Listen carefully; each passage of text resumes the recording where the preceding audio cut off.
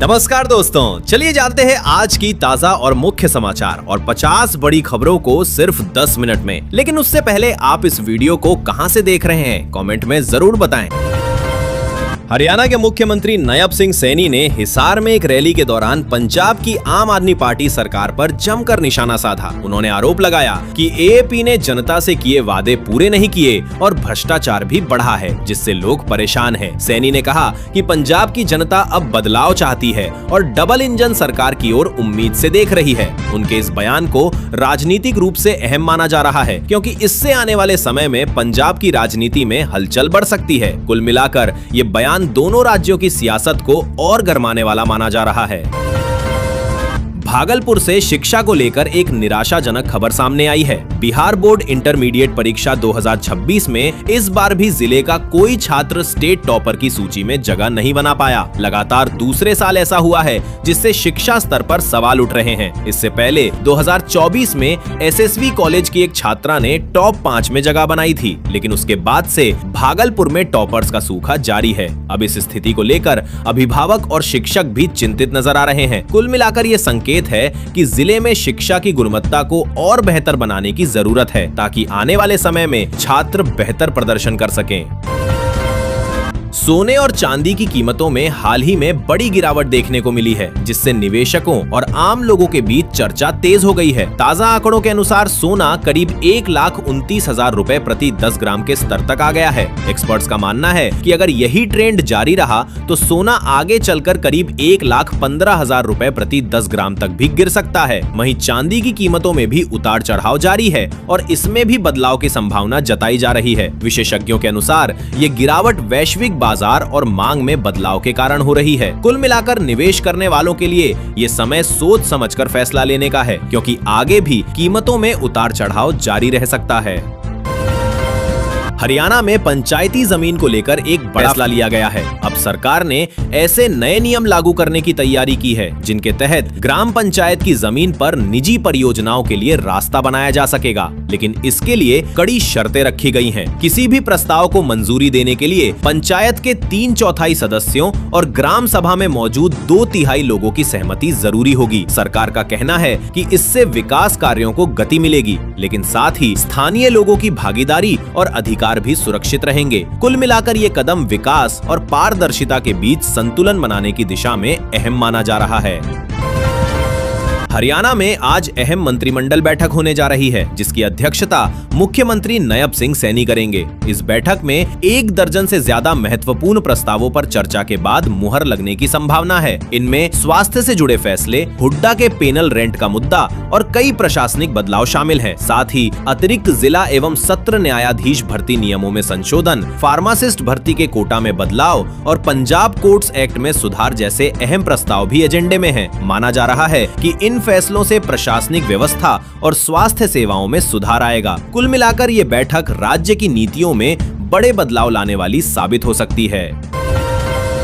हरियाणा के लोगों के लिए एक झटका देने वाली खबर सामने आई है। मुख्यमंत्री नयब सिंह सैनी की अध्यक्षता में होने वाली कैबिनेट बैठक में अफोर्डेबल हाउसिंग स्कीम के तहत फ्लैट्स की कीमतों में बढ़ोतरी को मंजूरी दी जा सकती है। इसका असर खास तौर पर उन जिलों में देखने को मिलेगा जहां इस योजना के तहत ज्यादा प्रोजेक्ट चल रहे हैं। कीमतें बढ़ने से आम लोगों के लिए घर खरीदना थोड़ा महंगा हो सकता है। हालांकि सरकार का मानना है कि लागत बढ़ने के चलते यह फैसला जरूरी हो गया है। कुल मिलाकर ये कदम रियल एस्टेट सेक्टर को प्रभावित करेगा और लोगों की जेब पर भी असर डाल सकता है। देश में कनेक्टिविटी को और बेहतर बनाने के लिए एक बड़ी परियोजना तैयार हो चुकी है। प्रधानमंत्री नरेंद्र मोदी अप्रैल में दिल्ली देहरादून एक्सप्रेसवे का उद्घाटन करने जा रहे हैं। करीब 11,970 करोड़ रुपए की लागत से बना यह एक्सप्रेसवे सफर को काफी आसान और तेज बना देगा। इसके शुरू होने के बाद दिल्ली से देहरादून का सफर सिर्फ 2.5 घंटे में पूरा किया जा सकेगा, जो पहले काफी लंबा और समय लेने वाला था। यह एक्सप्रेसवे न सिर्फ समय की बचत करेगा, बल्कि पर्यटन और व्यापार को भी बढ़ावा देगा। कुल मिलाकर यह परियोजना उत्तर भारत की कनेक्टिविटी को मजबूत करने वाली एक बड़ी पहल मानी जा रही है।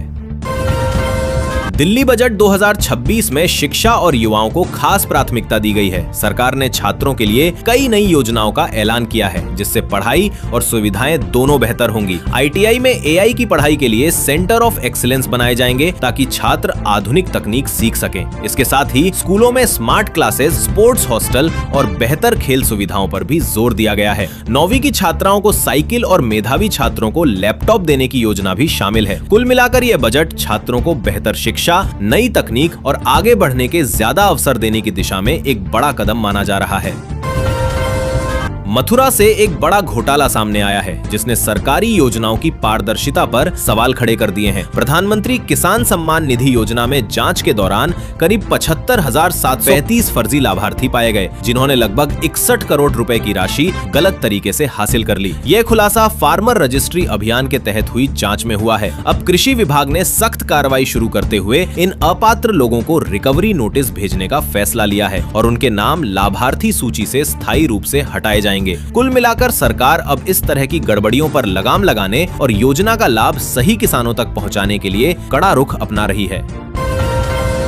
दिल्ली में विकास को नई रफ्तार देने के लिए मुख्यमंत्री रेखा गुप्ता की सरकार ने बड़ा बजट पेश किया है, जिसमें उद्योग, रोजगार और पर्यटन पर खास जोर दिया गया है। इस बजट में सेमीकंडक्टर और ड्रोन पॉलिसी जैसे आधुनिक सेक्टर को बढ़ावा देने की योजना है, ताकि निवेश बढ़े और नए रोजगार के अवसर बन सकें। इसके साथ ही MSME को मजबूत करने और लॉजिस्टिक्स सिस्टम को आधुनिक बनाने पर भी ध्यान दिया गया है। सरकार दिल्ली को ग्लोबल टूरिज्म हब बनाने की दिशा में काम कर रही है, जिसके तहत फिल्म फेस्टिवल और सांस्कृतिक गतिविधियों को भी बढ़ावा दिया जाएगा। कुल मिलाकर यह बजट आर्थिक विकास और रोजगार बढ़ाने की दिशा में एक बड़ा कदम माना जा रहा है।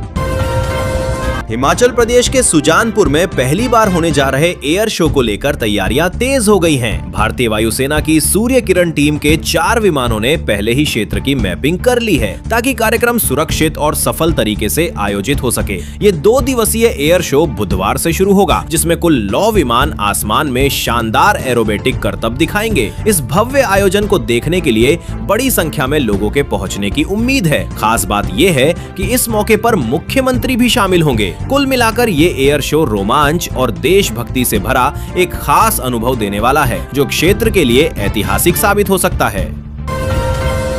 दिल्ली में स्वास्थ्य सेवाओं को बेहतर बनाने के लिए बड़ा फैसला लिया गया है। मुख्यमंत्री रेखा गुप्ता ने बजट 2026 से 27 में हेल्थ सेक्टर के लिए करीब 12,645 करोड़ रुपए का प्रावधान किया है। इस बजट का मुख्य उद्देश्य अधूरे अस्पताल प्रोजेक्ट्स को पूरा करना और इलाज की सुविधाओं को मजबूत करना है। खास बात यह है कि अब नवजात शिशुओं के लिए 56 तरह की जाँच मुफ्त की जाएंगी, जिससे शुरुआती स्तर पर ही बीमारियों का पता चल सकेगा। इसके अलावा नए मेडिकल कॉलेज खोलने पर भी जोर दिया गया है, ताकि डॉक्टरों की कमी को दूर किया जा सके। कुल मिलाकर ये कदम स्वास्थ्य सेवाओं को सस्ता, बेहतर और ज्यादा सुलभ बनाने की दिशा में अहम माना जा रहा है।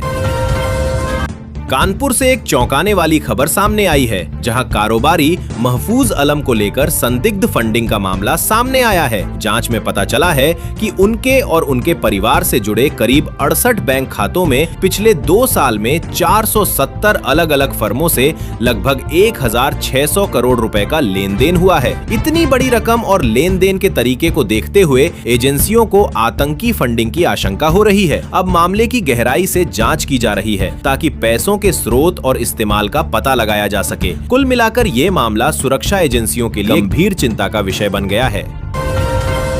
LPG को लेकर आम लोगों की चिंता बढ़ गई है, क्योंकि हाल के दिनों में गैस सिलेंडर की कीमतों में बढ़ोतरी देखने को मिली है। बताया जा रहा है कि मध्य पूर्व में चल रहे तनाव का असर भारत पर भी पड़ा है, जिससे पेट्रोल, डीजल और LPG के दाम बढ़ गए हैं। इसका सीधा असर आम आदमी की जेब पर पड़ रहा है। वहीं कुछ जगहों पर गैस की किल्लत की भी खबरें सामने आ रही हैं, जिसे दूर करने के लिए सरकार बड़े टैंकरों के जरिए सप्लाई बढ़ाने की कोशिश कर रही है। अगर किसी को समय पर गैस डिलीवरी नहीं मिलती है, तो इसके लिए हेल्पलाइन नंबर पर शिकायत भी दर्ज कराई जा सकती है। कुल मिलाकर स्थिति थोड़ी चुनौतीपूर्ण जरूर है, लेकिन सरकार इसे सामान्य करने के प्रयास में लगी हुई है।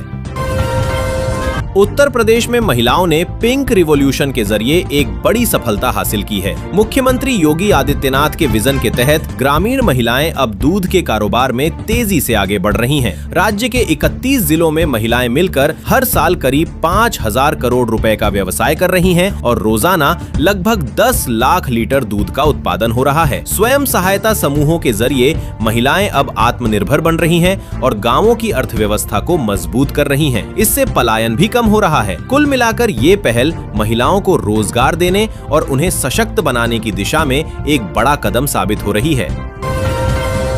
उत्तर प्रदेश में पिछले 9 सालों में कृषि क्षेत्र में बड़ा बदलाव देखने को मिला है। मुख्यमंत्री योगी आदित्यनाथ के नेतृत्व में खेती अब सिर्फ उत्पादन तक सीमित नहीं रही, बल्कि राज्य की अर्थव्यवस्था का मजबूत आधार बन गई है। कृषि विकास दर जहां पहले करीब 8% थी, अब बढ़कर 18% तक पहुंच गई है। वहीं कृषि से जुड़ा GVA भी करीब 2.96 लाख करोड़ से बढ़कर 6.95 लाख करोड़ रुपए हो गया है। गन्ना, एथेनॉल, दुग्ध उत्पादन और बागवानी जैसे क्षेत्रों में यूपी देश में आगे निकल रहा है। कुल मिलाकर इन बदलावों से किसानों की आय में बढ़ोतरी हुई है और कृषि को एक मजबूत आर्थिक सेक्टर के रूप में स्थापित किया गया है।